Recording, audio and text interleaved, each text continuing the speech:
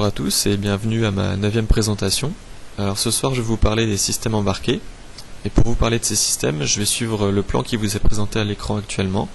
Je vais commencer par une petite définition de ce qu'est un système embarqué. Je vais en venir ensuite à un bref historique. Je vais vous montrer ensuite les domaines d'application de ces systèmes ainsi que leurs contraintes. Et je finirai par une vidéo qui vous présentera un peu plus en détail ce qu'est un système embarqué. Qu'est-ce qu'un système embarqué ? Alors, on peut dire que c'est un système électronique et informatique autonome et dédié à une tâche bien précise. On peut aussi dire que ses ressources sont généralement limitées en termes d'espace et de consommation. Ce qu'on peut dire aussi, c'est que le terme de système embarqué désigne aussi bien le matériel que le logiciel utilisé pour développer ce système. On revient maintenant à un bref historique des systèmes embarqués. Je vais surtout vous parler ici du premier système embarqué reconnaissable, qui a été le système de guidage de la mission lunaire Apollo. Alors au début de ce projet, le système, donc l'ordinateur intégré dans le projet, était considéré comme étant l'élément le moins fiable.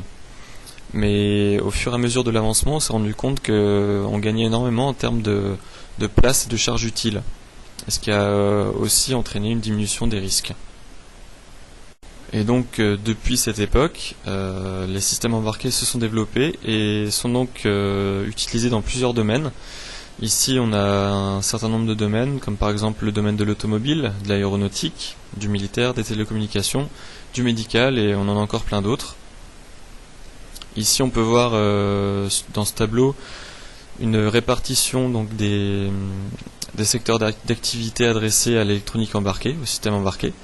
Donc on voit très bien que l'aéronautique, le domaine de l'aéronautique, du militaire et de l'espace est le domaine leader au niveau de l'électronique embarquée, des systèmes embarqués. L'automobile le suit de près et après on a un gros écart avec le troisième qui est l'équipement médical. Maintenant pour ce qui est des contraintes, donc les systèmes embarqués ont des contraintes très lourdes à respecter, surtout en termes d'espace. Donc on cherche à réduire au maximum la place que peut prendre un système embarqué dans un véhicule par exemple, ou on peut aussi parler dans le domaine du biomédical d'intégrer des composants électroniques à l'intérieur de corps humains. Donc là on tombe dans le domaine des nanotechnologies et des technologies médicales. On cherche aussi à respecter au maximum une limite de consommation d'énergie. C'est un des gros enjeux des systèmes embarqués.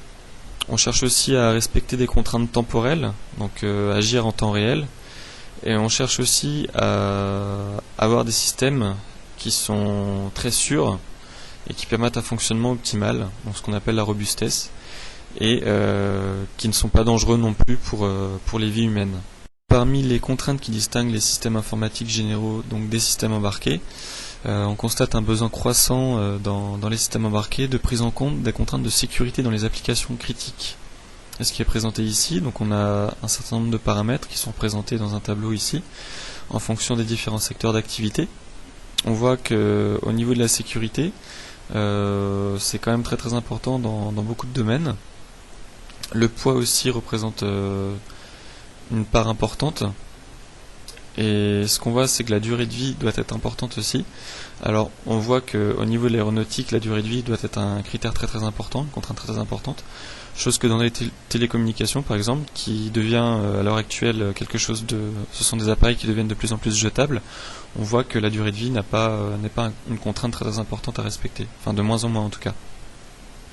De plus, au niveau des appareils standards qu'on utilise, on voit qu'au niveau des télécommunications, on reprend souvent les mêmes choses. Chose qu'en aéronautique ou alors dans l'automobile, on innove beaucoup plus.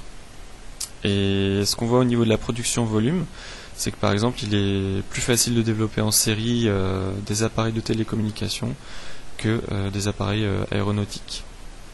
Voilà, alors la vidéo que je vais vous présenter par la suite montre le rapport que l'on a au système embarqué dans la vie de tous les jours et l'importance qu'elle a prise à l'heure actuelle. Voilà, je vous remercie de m'avoir écouté. It's found on everything that's computerized, from cell phones to ATM machines to monitors in hospitals. Software. It's the driving force behind all of these devices.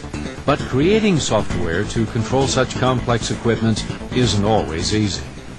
Creating this software is actually very difficult. because the processor has to do lots of different things all at once.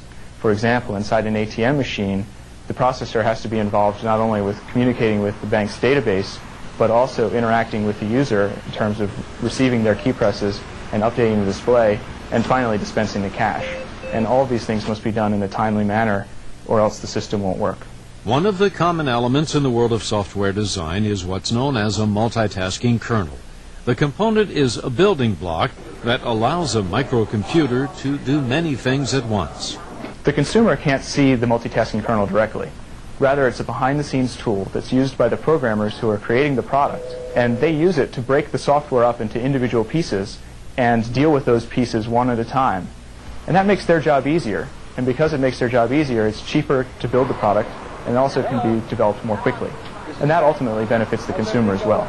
Over the past 30 years, the multitasking kernel has evolved from a theoretical concept to a robust piece of software. The technology was first applied to microprocessors by engineers like those at KDAC, who had to design programs to run reliably on their own, without an operator standing by to hit a reset button if a problem arose. Programmers who create the multitasking software work diligently to test their software, and they're frequently the first to encounter flaws in the computer chips themselves.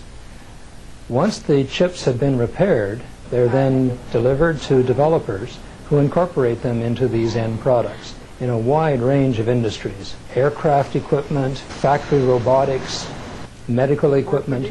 None of these products can stand failure. They must be reliable.